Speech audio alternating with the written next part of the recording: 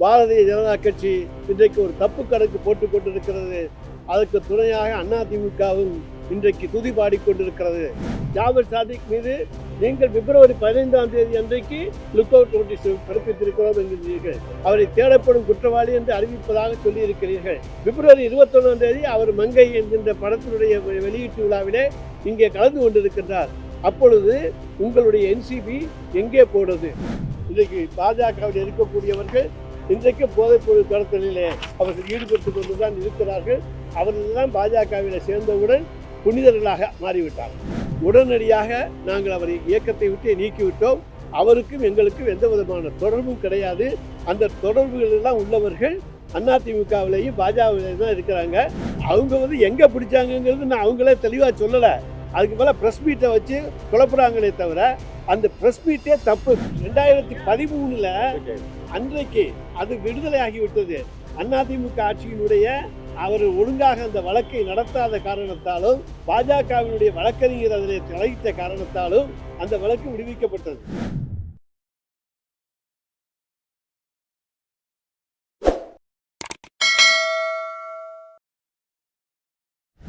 திராவிட முன்னேற்ற கழகத்தை களங்கப்படுத்த பாரதிய ஜனதா கட்சி செய்யும் அரசியல் தமிழ்நாட்டிலேயும் எடுபடாது, அகில இந்திய அளவிலேயும் எடுபடாது. பாரதிய ஜனதாவினுடைய அரசினுடைய சர்வாதிகார பிடியிலே இருந்து இந்தியாவை மீட்க வேண்டும், நாட்டை விடுவிக்க வேண்டும் என்பதற்காக அகில இந்திய அளவிலே அணி திரட்டுவதிலே முக்கிய பங்கு வகித்த இன்றைக்கு வைத்துக் கொண்டிருக்கிற திராவிட முன்னேற்ற கழகத்தை தேர்தல் களத்திலே களங்கப்படுத்தி அரசியல் ஆதாயம் பெற்றுவிடலாம் என்று பாரதிய ஜனதா கட்சி இன்றைக்கு ஒரு தப்பு கணக்கு போட்டுக் கொண்டிருக்கிறது. அதற்கு துணையாக அதிமுகவும் இன்றைக்கு துதி பாடிக்கொண்டிருக்கிறது. ஒன்றை மட்டும் சொல்லுகிறோம். முன்பெல்லாம் என்ன செய்தார்கள் என்றால் வருமான வரித்துறை, சிபிஐ, அமலாக்கத்துறை போன்றவற்றை வைத்து ஒன்றிய அரசினுடைய விசாரணை அமைப்புகளை வரிசையாக களமிறக்கி விட்ட பாரதிய ஜனதா கட்சியினுடைய அரசு இன்றைக்கு தமிழ்நாட்டிலே திராவிட முன்னேற்ற கழக அரசை களங்கப்படுத்த வேண்டும் என்கின்ற நோக்கத்தோடு இப்பொழுது என்சிபியை களத்திலே இறக்கிவிட்டிருக்கிறது. ஆனால் தமிழ்நாட்டிலே திராவிட முன்னேற்ற கழக அரசு பொறுப்பேற்றதும் போதைப்பொருள் தடுப்பில் மேற்கொண்ட நடவடிக்கைகளை நீதிமன்றமும் பாராட்டியிருக்கிறது, எல்லோரும் பாராட்டியிருக்கிறார்கள். ஆனால் இன்றைக்கு திராவிட முன்னேற்ற கழகத்தை என்சிபியை வைத்துக்கொண்டு மிரட்டி பார்க்கலாம் என்று எண்ணி பார்க்கிறார்கள். அதிலும் குறிப்பாக ஒரு விசாரணை அமைப்பினுடைய என்சிபியுடைய விசாரணை அமைப்பினுடைய துணை இயக்குனர் ஞானேஸ்வர் சிங் டெல்லியில் பத்திரிகையாளர்களை சந்திக்கிறார். ஒரு விசாரணை அமைப்பினுடைய ஒரு துணை இயக்குனர் இன்றைக்கு பத்திரிகையாளர்களை சந்திக்கின்றார். அதில் என்னவென்று சொன்னால், அந்த புலன் விசாரணை அமைப்பு முழுமையாக்கப்படவில்லை. முழுமையாக்கப்பட்ட பிறகு அவர் சந்திக்க வேண்டும். ஆனால் அதற்கு முன்னரே திராவிட முன்னேற்ற கழகத்தை கொச்சைப்படுத்தி விட வேண்டும், அசிங்கப்படுத்தி விட வேண்டும் என்பதற்காக பத்திரிகையாளர்கள் சந்திப்பை வைத்துக்கொண்டு அதன் மூலமாக ஏதாவது அரசியல் ஆதாயம் அடைய முடியுமா என்று ஒரு தப்பு கணக்கை அவர்கள் போட்டுக் கொண்டிருக்கிறார்கள். தமிழ்நாடு மக்கள் என்றைக்கும் அதை மறந்துவிட மாட்டார்கள். ஏனென்று சொன்னால், இன்றைக்கு தமிழ்நாட்டு அரசியலிலே குட்காவை அமைச்சர்களே வைத்து குட்கா வியாபாரிகளுக்கு துணையாக இருந்தது அண்ணா திராவிட முன்னேற்ற கழகத்துடைய ஆட்சியிலே என்பது நாடறிந்த உண்மை. இன்றைக்கு நீதிமன்றத்தில் நாங்கள் போராடி அந்த அமைச்சர் மீதும் அவருடைய தொடர்புடைய அதிகாரிகள் மீதும் இன்றைக்கு சிபிஐ விசாரணை நடவடிக்கை மேற்கொண்டிருக்கின்றோம். இதெல்லாம் ஆட்சியாளர்களே துணையாக இருந்தார்கள். இன்னொன்று சொல்ல போனோம் என்று சொன்னால், முன்னாள் அமைச்சர் விஜயபாஸ்கருடைய வீட்டில் இருந்து ஒரு பேப்பர் எடுக்கப்படுகிறது. அதில் 85 கோடி ரூபாய் எந்தெந்த அமைச்சர்களுக்கு தரப்பட்டன என்கின்ற விவரங்கள் இருக்கின்றன. ஆனால் அதிலேயும் இன்றைக்கும் வருமான வரித்துறையோ அமலாக்கத்துறையோ யாரும் எந்த விதமான நடவடிக்கையும் எடுத்ததாக கிடையாது. எனவே இன்றைக்கு எந்த வகையிலேயாவது பாரதிய ஜனதா கட்சியை தாங்கி பிடிக்கலாம் என்று ஒன்றிய அரசுடைய புலன் விசாரணை அமைப்புகள் துடித்துக் கொண்டிருக்கின்றன. அவர்களுக்கு நாங்கள் ஒன்று சொல்லிக்கொள்ள கடமைப்பட்டிருக்கின்றோம். ஜாபர் சாதிக் மீது நீங்கள் பிப்ரவரி 15ஆம் தேதி அன்றைக்கு லுக் அவுட் நோட்டீஸ் பிறப்பித்திருக்கிறோம் என்கிறீர்கள். அவரை தேடப்படும் குற்றவாளி என்று அறிவிப்பதாக சொல்லியிருக்கிறீர்கள். பிப்ரவரி 21ஆம் தேதி அவர் மங்கை என்கின்ற படத்தினுடைய வெளியீட்டு விழாவிலே இங்கே கலந்து கொண்டிருக்கின்றார். அப்பொழுது உங்களுடைய என்சிபி எங்கே போனது? இன்னும் சொல்ல போனோமேயானால், 2013 அவர் மீது ஒரு வழக்கு வந்தது. அன்றைக்கு அண்ணா திராவிட முன்னேற்ற கழகம் தான் ஆட்சியில் இருந்தது. ஒழுங்காக அந்த வழக்கையும் நடத்தவில்லை. ஆனால் அன்றைக்கு ஜாபர் சாதிக்காக வழக்கை நடத்தியவர் பால் கனகராஜ் என்கின்ற பாரதிய ஜனதா கட்சியினுடைய வழக்கறிஞர்களுடைய தலைவர். எனவே ஜாபர் சாதிக்கை அன்றைக்கு காப்பாற்றியது இன்றைக்கு பேசிக் கொண்டிருக்கிற எடப்பாடி பழனிசாமியுடைய அதிமுக ஆட்சியிலே தான் அது நடந்ததே தவிர வேறு எதுவும் கிடையாது. இது எங்களுடைய இயக்கத்திலே 2 கோடி பேருக்கு மேல் உறுப்பினர்கள் இருக்கிறார்கள். வருகின்றவர்களை எல்லாரையும் சோதித்து பார்த்து நாங்கள் யாரையும் சேர்க்க முடியாது. ஆனால் அதே நேரத்தில் அவர்கள் தவறு செய்திருக்கிறார்கள் என்று தெரிந்தால் உடனடியாக அவர்கள் மீது நடவடிக்கை எடுக்கப்படுகிறது. ஜாபர் சாதிக்கு போன்றவர்களால் கட்சியை விட்டே நீக்கப்பட்டிருக்கிறார்கள். இந்த போதைப்பொருள் நடமாட்டத்துக்கு முக்கிய காரணமாக அமைந்திருப்பது எந்த மாநிலம் என்று சொன்னால் குஜராத் மாநிலத்துடைய முந்திரா துறைமுகம் தான். அந்த முந்திரா துறைமுகத்திலே 21,000 கிலோவும் கடத்தப்பட்டது, 9,000 கிலோவும் கடத்தப்பட்டிருக்கிறது. இப்படி பல்வேறு அது பாகிஸ்தான் அமைப்புகளோடு எல்லாம் கடத்தப்பட்டிருக்கின்றன. இப்படி உத்தரப்பிரதேசத்திலும் குஜராத்திலும் மகாராஷ்டிராவிலும் தான் அதிகமான வழக்குகள் இன்றைக்கு போடப்பட்டிருக்கின்றன. எனவே இன்றைக்கு தமிழ்நாட்டின் மீது தேர்தல் வருகின்ற பொழுது ஏதாவது ஒரு பொய்யான குற்றச்சாட்டை திராவிட முன்னேற்ற கழகத்தின் மீது சுமத்திவிட முடியாதா என்று பகல் கனவு கண்டு கொண்டிருக்கிற இன்றைய ஒன்றிய அரசு அவர்களுக்கு ஒன்றை மட்டும் சொல்லிக் கொள்கிறோம், தமிழக மக்கள் ஏமாளிகள் அல்ல. அவர்களுக்கு தெரியும் திராவிட முன்னேற்ற கழகம் என்றைக்குமே சட்டவிரோத நடவடிக்கைகளில் ஈடுபடாது. அதற்கு துணை போகின்றவர்கள் யாரையும் நாங்கள் வைத்துக் கொள்ள மாட்டோம் என்பதையும் இங்கே உறுதிபட கூறிக்கொள்கின்றேன். எனவே எங்கள் மீது பழிபோட நினைக்கின்றவர்களுக்கு ஒன்றை மட்டும் சொல்கிறோம், இதற்கெல்லாம் நீங்கள் தான் பொறுப்பாளிகளை தவிர உங்கள் ஆட்சியிலே தான் என்சிபி தான் இதற்கான முழு பொறுப்பு. ஆனால் அந்த என்சிபி இன்றைக்கு என்ன சொல்லுகிறது? இங்கே தமிழ்நாட்டில் இன்றைக்கு ஏதாவது பிடித்தார்களா? ஜாபர் ஜாதிக்கு பற்றி சொல்லுகிற பொழுது அது டெல்லியிலேயும் வேறு மாநிலத்திலேயும் தான் அது பிடிக்கப்பட்டதை தவிர தமிழ்நாட்டிலே கிடையாது.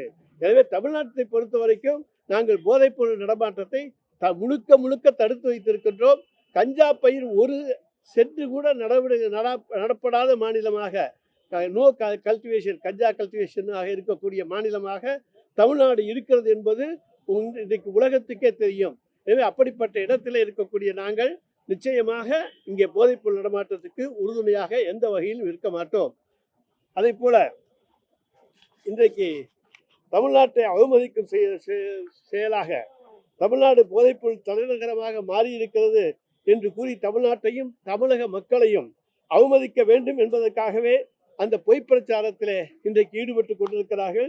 தமிழ்நாட்டை போன்ற வளர்ச்சியை எங்களுக்கு ஏன் ஏற்படுத்தவில்லை என்கிற கேள்வியை ஒன்றிய பாஜக அரசை நோக்கியும் பாஜக மாநில அரசுகளை நோக்கியும் வட இந்திய மக்கள் கேட்டுக்கொண்டிருக்கிறார்கள். எனவே தமிழ்நாட்டை போதைப்பொருள் சிலைக்கும் மாநிலம் போல சித்தரித்தால்தான் தமிழ்நாட்டினுடைய வளர்ச்சி வட இந்தியாவில் பேசுபொருள் ஆகாது என்பதால் தான் பாஜகவினர் பொய் பிரச்சாரத்தில் ஈடுபட்டு வருகிறார்கள். இன்றைக்கு சொல்ல போனால் பலர் இன்றைக்கு பாஜகவில் இருக்கக்கூடியவர்கள் இன்றைக்கு போதைப்பொருள் கடத்தலிலே அவர்கள் ஈடுபட்டு கொண்டுதான் இருக்கிறார்கள். அவர்கள் தான் பாஜகவில் சேர்ந்தவுடன் புனிதர்களாக மாறிவிட்டார்கள். ஜாபர் சாதிக்கோட கைது அரசியல் நடவடிக்கையா இல்லைன்னா தேர்தல் நேரத்தில் கைது செய்யப்பட்டது அரசியல் நடவடிக்கையா? அதாவது கைது தேர்தல் நேரத்தில் நடந்தது எல்லாமே திராவிட முன்னேற்ற கழகத்தில், ஏன்னா இது முன்னாலே நடந்த ஒரு சம்பவம். எனவே தேர்தல் நேரத்திலே அதை கொண்டு வந்து திமுக மீது பழி போடலாம் என்று தப்பு கணக்கு போட்டார்கள். உடனடியாக நாங்கள் அவரை இயக்கத்தை விட்டு நீக்கிவிட்டோம். அவருக்கும் எங்களுக்கும் எந்த விதமான தொடர்பும் கிடையாது.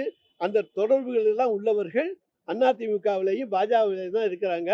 அதை நன்றாக நீங்கள் தெரிந்து கொள்ளலாம். இல்லைங்க, திமுகவில் உறுப்பினராக சேர்ந்தாருங்கிற சொல்றீங்க. நாங்கள் தான் நீக்கிட்டோமே. உடனடியாக எங்களுடைய கவனத்துக்கு கொண்டு வரப்பட்ட உடன் அவர் கட்சியினுடைய அடிப்படை உறுப்பினர்லேருந்தே நீக்கப்பட்டார். சஸ்பெண்ட் செய்யப்படவில்லை, நீக்கப்பட்டார். ஆமாங்க, அவருக்கு அதான் அந்த டயத்துல அவர் மீது எந்த விதமான குற்றச்சாட்டுகளும் கிடையாது. 2013 அன்றைக்கு அது விடுதலை ஆகிவிட்டது. அதிமுக ஆட்சியினுடைய அவர் ஒழுங்காக அந்த வழக்கை நடத்தாத காரணத்தாலும் பாஜகவினுடைய வழக்கறிஞர் அதில் தலையிட்ட காரணத்தாலும் அந்த வழக்கு விடுவிக்கப்பட்டது. அப்புறம் அது அந்த நாலேஜுக்கே வரல, அது வெளியே பரபரப்பாக பேசப்படவில்லை. இப்பொழுதுதான் அது கண்டுபிடிக்கப்பட்டது. 2 கோடி பேர்ல ஒவ்வொருத்தரையும் நாங்க பூத கண்ணாடி வச்சு அவங்கள பாத்துக்க முடியாது. கவனம் வந்த உடனே நாங்க அவங்க மேல நடவடிக்கை எடுத்துட்டோம். எங்களுக்கு அவருக்கு எந்த சம்பந்தமும் கிடையாது.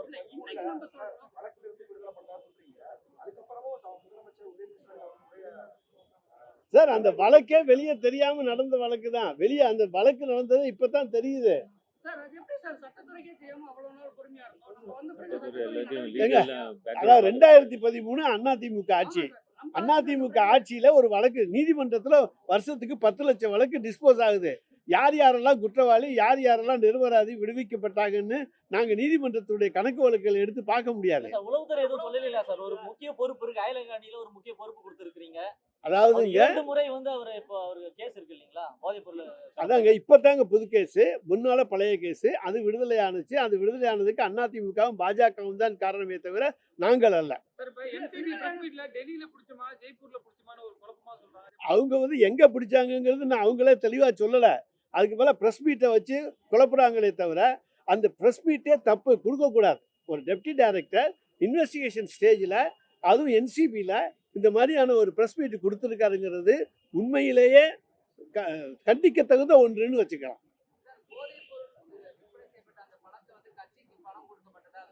ஒரு பைசா கூட கட்சிக்கு தரப்படவில்லை.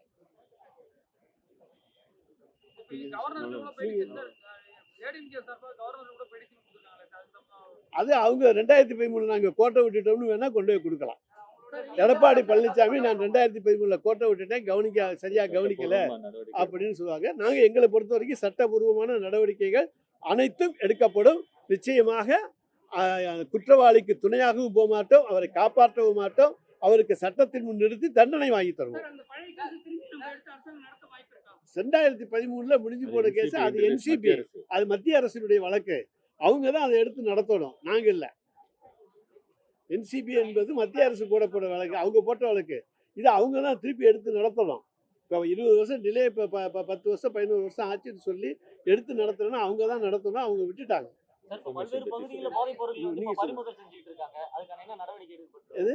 பல்வேறு பகுதிகளில தொடர்ச்சியாக போதைப் சார் பொருள் தமிழ்நாட்டில் எடுக்கலையே சார். தமிழ்நாட்டில் நாங்கள் போதைப்பொருள் நடமாட்டத்தை அனுமதிக்கவே இல்லையே. தமிழ்நாட்டில் எங்கேயும் எடுக்கலையே.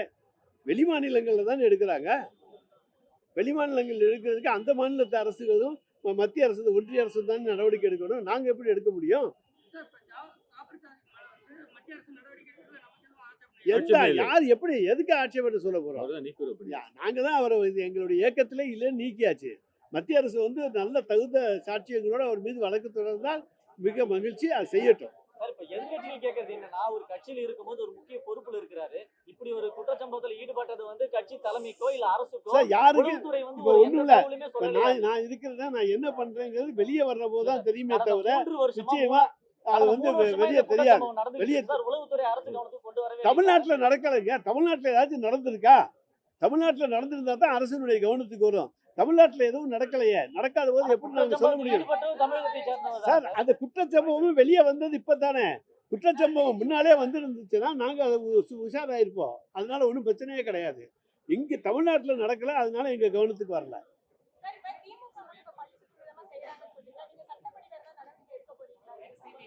இல்லை நாங்கள் இப்போ அதாவது தேவையில்லாம இந்த இன்வெஸ்டிகேஷன்ல வந்து திமுகவையும் திமுகவில் உள்ள லீடர்ஸ்லேயும் வந்து சில பேர் வந்து சொல்லிட்டு வராங்க. அது மட்டும் இல்லாமல் இந்த என்சிபி டெபுட்டி டைரக்டர் கூட அவர் தேவையில்லாமல் இந்த இன்வெஸ்டிகேஷன் வெரி ப்ரிலிமினரி ஸ்டேஜில் இருக்கு. அவர் வந்து இந்த நேரத்தில் ஒரு பத்திரிகையாளர் மீட்டிங் வச்சுக்கிட்டு இதை பற்றி வந்து சொல்வது வந்து, அதுவும் எலெக்ஷன் நேரத்தில் சொல்வது வந்து எங்களுக்கு கொஞ்சம் சந்தேகத்தை தருகிறது. இது போன்ற ஒரு பேட்டிகள் வந்து நிச்சயமாக வந்து ஒரு டிஃபைம் பண்ணுற ஒரு எண்ணத்தோடு தான் செய்யப்படுகிறதுன்ற மாதிரி தெரிகிறது.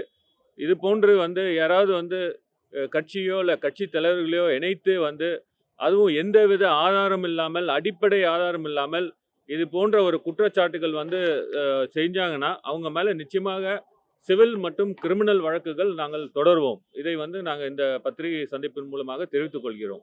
தேவையில்லாமல் வந்து என்ன வந்து பேசிஸ் இருக்குது, என்ன ஆதாரம் இருக்குது, இவரை தான் நாங்கள் கட்சியிலேருந்தே வெளியில் எடுத்துட்டோமே. அதோட எங்களுடைய சட்ட அமைச்சர் சொன்னது போல் 2 கோடி உறுப்பினர்கள் இருக்கிறார்கள். இங்கே என்ன தேர்தலில் போட்டியிடுறதுக்கு அந்த மாதிரி பேக்ரவுண்ட் செக்காக செய்ய முடியும்? வராங்க, ஜாயின் பண்ணுறாங்க, அவங்கள பற்றி நியூஸ் வருது, இன்ஃபர்மேஷன் வருது, டிஸ்மிஸ் பண்ணிடுறாங்க, பார்ட்டியிலேருந்து டிஸ்மிஸ் பண்ணிடுறாங்க.